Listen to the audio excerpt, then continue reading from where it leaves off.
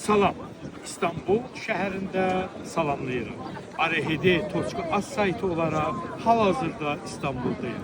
Bəli, biz Cənubi Afrikada İstanbul şəhərinə gəldik.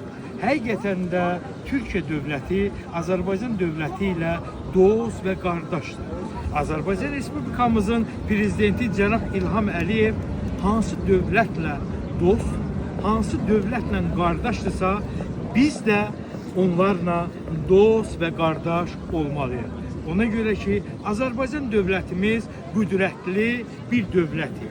Biz fəxr etməliyik ki, Azərbaycan Respublikasının vətəndaşıyıq. Təbii ki, biz Azərbaycanımızla fəxr edirik.